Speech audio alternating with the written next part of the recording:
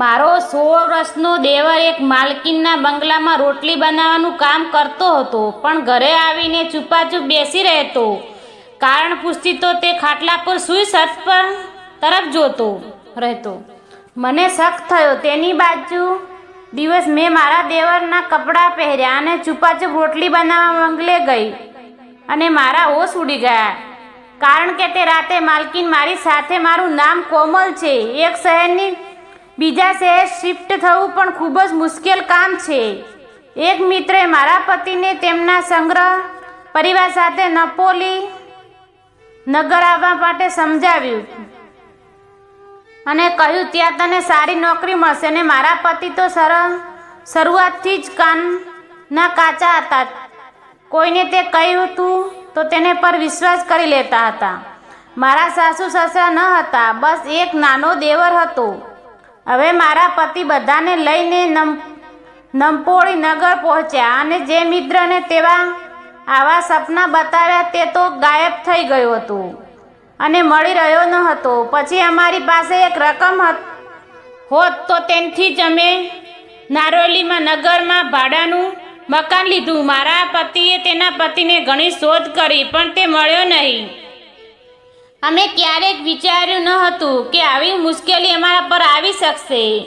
ઘરનું ભાડું ચૂકવવા માટે અમે માત્ર રોટલી અને પાણી ખાતા હતા. અમે 5 દિવસથી પેટ ભરી જમ્યા પણ ન હતા. પહેલાં મારા પતિ સારું કામ કરતા હતા, પણ અહીં આવીને અમે બેરોજગાર થઈ ગયા હતા. શરૂઆતમાં અમારા પતિ પત્નીનું કામ ખૂબ જ સારું હતું. અમે કેટેટરનું કામ કરતા હતા, પણ થોડા મહિનાઓ પહેલાં અમને લગ્નમાં જમવાનું બનાવવા આવ્યા હતા, પણ બિયારની ના તપેલામાં ગરોળી પડી ગઈ અને જ્યારે મહેમાનો સામે ગરોળી નીકળી તો હમગામાં થઈ ગયું.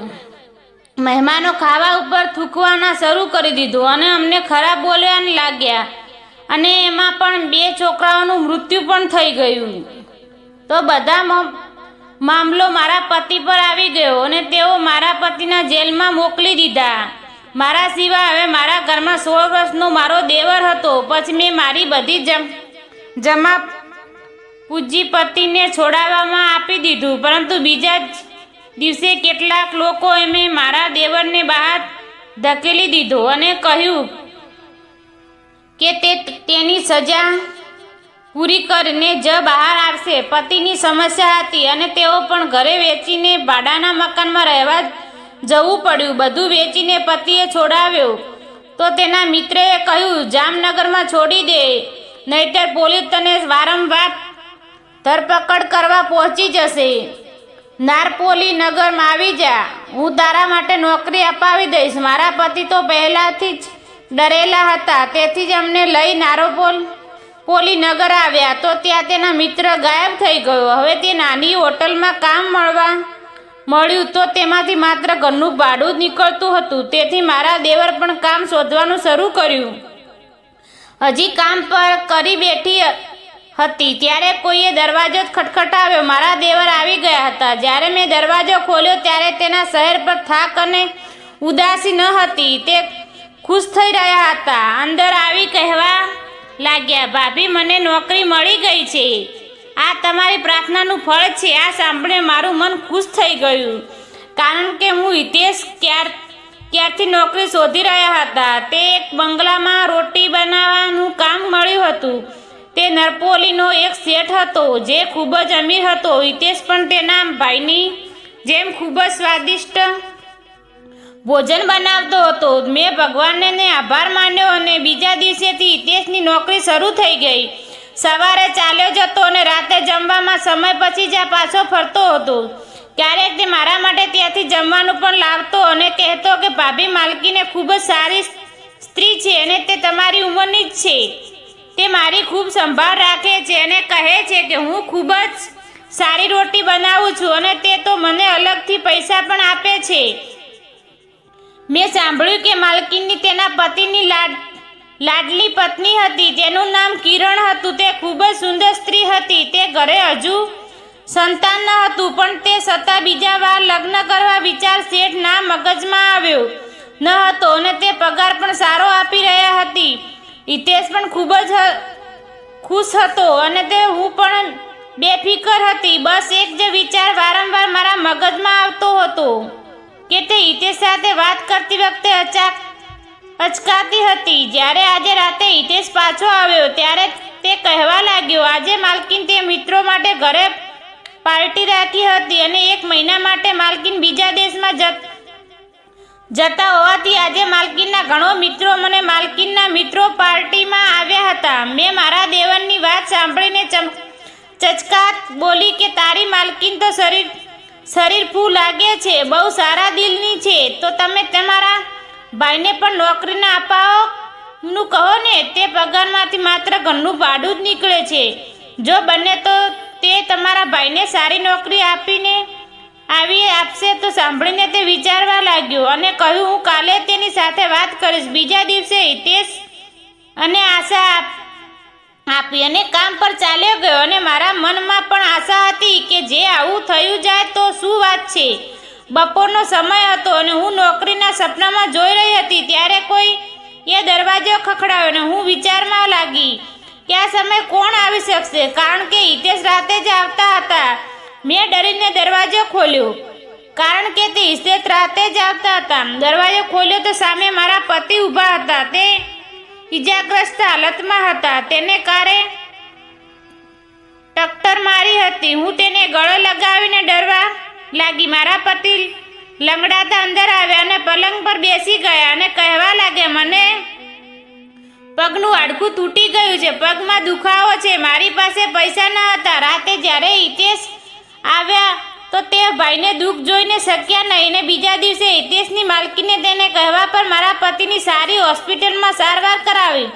પરંતુ મારા પતિનું પગનું હાડકું તૂટી ગયું હતું, પ્લાસ્ટર હજુ બોધેવાનો હતો. મને થયું મારા જ માલકીન અને માલકીનના આભાર માનવાનો જોઈએ. તે મારા પતિની સારવાર કરાવી, પણ મારા પતિ ચાલી શકતા ન હતા તેથી હું જઈ શકતી ન હતી. થોડા દિવસ પછી મારા પતિ પણ કામ પર જવા લાગ્યા. હવે તે પહેલા કરતાં ઘણી સારા થઈ ગયા હતા. હિતેશ રોજ રાતે સમય આવી જતા હતા, પણ આજે હજુ આવ્યા ન હતા. રાતના 2 વાગ્યા હતા. હું ઉત્સુકતાથી તેની રાહ જોઈ રહી હતી. અડધી રાતે તેને ફોન કરીને કહ્યું તો આજે તો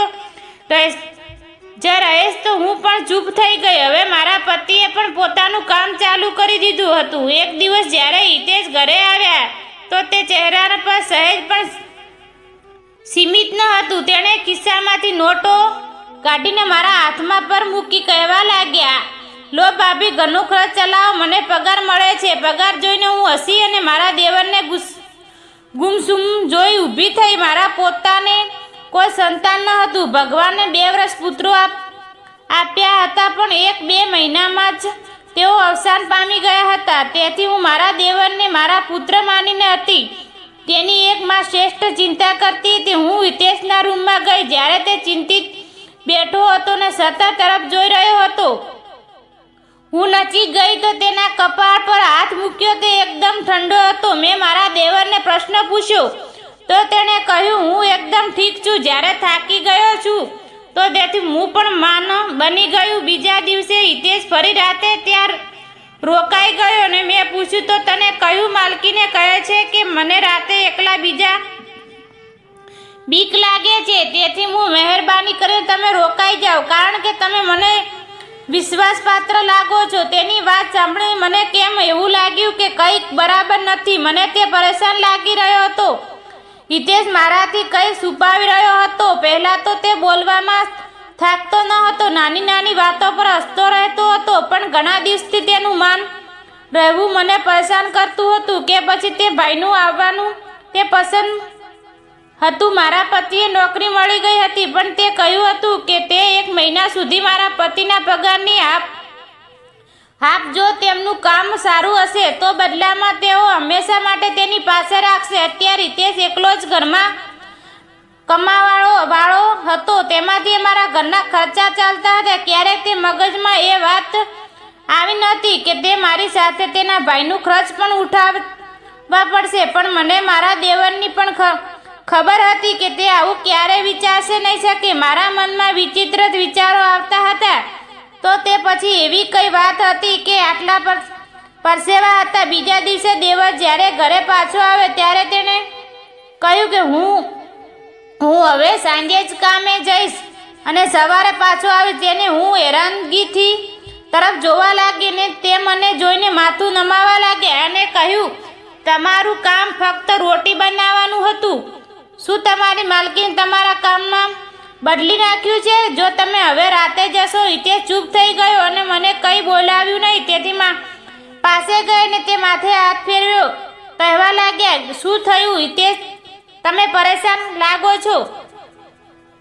જો કોઈ સમય હોય તો મને જણાવજો કે શું થયું. ત્યારે કામ કરતા લોકો તમને હેરાન કરે છે કે પછી માલકીને ખૂબ ગુસ્સો કરે છે? હિતેશ લાંબો શ્વાસ લોદ અને કહ્યું, એવું કંઈ નથી ભાભી, હું એકદમ ઠીક છું. આટલું કહી તે તેના રૂમમાં ચાલ્યો જતો કે પછી કોઈ વિચારવામાં ખોવાઈ જતો હતો. તો જમવાનું પણ બરાબર જમતો ન હતો. હું તેના કહેતી કે મને લાગે છે કે તમે બંગલામાં જમવાની આદત પડી ગઈ છે, તેથી ભાભીના હાથનું જમવાનું પસંદ નથી. તે હસીને ના માથું હલાવીને દેતા અને મારા દેવર માટે પરેશાની થઈ રહી હતી. મારા પતિ તો એક મોટો રેસ્ટોરન્ટમાં કામ કરતા હતા અને મને મારા દેવરની ચિંતા થવા લાગી હતી. મને મનમાં વિચાર આવતો હતો કે હિતેશની માલકીન તેને રાતે તેના ઘરે કેમ રાખે છે. તેની મેં નક્કી કરું કે હું આ વાત તળિયે જઈશ. બીજા દિવસે જ્યારે દેવર ઘરે આવ્યો તો હું તેની પાસે ગઈને કહ્યું, તમે આજે ઘરે રહો, હું રોટલી બનાવવા જઈશ.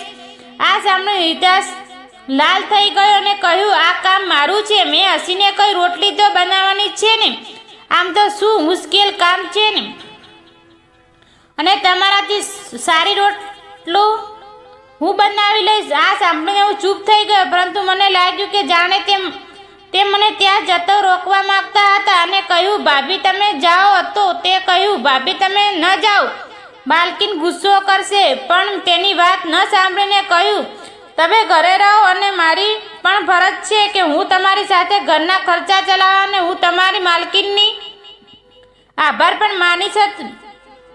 હિતેશ ચૂપ થઈ થયો, બેસી ગયો. હું જાણતી હતી કે મેં જો તમે કંઈ પૂછ્યું તો તે મને કંઈ નહીં કહે. એમ વિચારીને તે દિવસોમાં દેવરના કપડાં પહેર્યા અને રોટલી બનાવવા ગઈ. હું એકદમ પુરુષ જેવી જ લાગતી રહી હતી.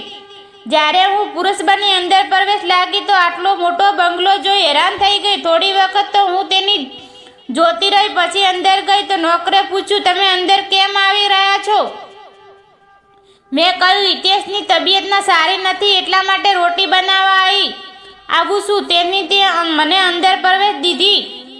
મેં જઈ રોટલી બનાવી અને પાછી આવવામાં લાગી તો તરત જ માલકીને અવાજ આવશે. તે કહ્યું, મારે રોજ કહેવું પડશે કે રાતે અહીં જ રહેવાનું છે? માલકીનના નો અવાજ સાંભળીને હું ડરી ગઈ અને મને પાછળથી જ જોઈ હતી. તે મારા ચહેરા જોયા નહોતા અને મેં હિતેશના કપડાને હિતેશ જ સમજી રહી હતી. હું તરત જ કિચનમાં ચાલી ગઈ. 11 વાગેલા. બધા નોકરો પોતપોતાના ઘરે જવા લાગ્યા. જ્યારે હું કિચનમાં જ હતી અને આખું ઘર ખાલી હતું ત્યારે માલકીનનો અવાજ આવ્યો, હિતેશ મારા રૂમમાં આવ. માલકીને અવાજ સાંભળીને મારું હૃદય ધડકાવા લાગ્યું. મેં ફરી અને જોયું તો તે સીડી પર જઈને રહી હતી. હું પણ પોતાનું કાબુ કરીને તેને રૂમ તરફ ગઈ. જ્યારે હું રૂમ એકદમ અંધારા કોરમાં ડૂબેમાં હતો, પણ ઘણા વિચિત્રો આવવા લાગ્યા. જેમ જેમ મેં તેના રૂમમાં પગ મૂક્યો, માલકીન મારી નજીક આવી અને હું આપતી ભાગી ત્યારે મારું હૃદય જાણે ફાટી રહ્યું હતું. ઘરના દરવાજા પહોંચે પછી હું આપવા લાગી અને ઘરને પ્રવેશથી થોડી વખત પહેલાં જે હર્ષ મારી સામે આવ્યું હતું તે મેં હેરાન કરી દીધી હતી. મારા આવવામાં પછી દેવર રૂમમાંથી બહાર આવ્યો અને તેની આંખમાં આંસુ હતા અને તે માથું નમાવીને ઊભો હતો. હું તેની નજીક આવીને કહેવા લાગી, તે શું તારી માતા જેવી છું? હું તને તારી સાથે તે મને સાચું કહું. તે થોડી વાર મને ઊભો રહ્યો અને પછી જ્યારે તેના બને બધું કહ્યું ત્યારે મારા દિલમાં માલકીને તેના પતિ માટે નફરત જાગવા લાગી. માલકીન જેવી મહિલા જ અમારા ગરીબ માટે કલંક છે અને માલકીન જેવા માણસો પણ બેશરમ હોય છે, જેઓ તેમની પત્નીઓને માસૂમ બાળકો પર આવી હરકતો કરતા જોઈએ પણ ચૂપચાપ આ જુઓ. માલકીન તો દિલમાં દેવર પર આવી ગયું હતું. જ્યારે વાત મારા પતિના ઈલાજ પરની હતી અને આ ઈલાજના બદલામાં માલકીને જે શરત મૂકી હતી કે આ શરત પૂરી રહો હતો. હિતેશ ભેળો હતો તેથી મને કહી શક્યો નહીં. મને કહેતો રડવા લાગ્યો અને હું આ ગુનો મારી મરજીથી જ કરી રહ્યો હતો.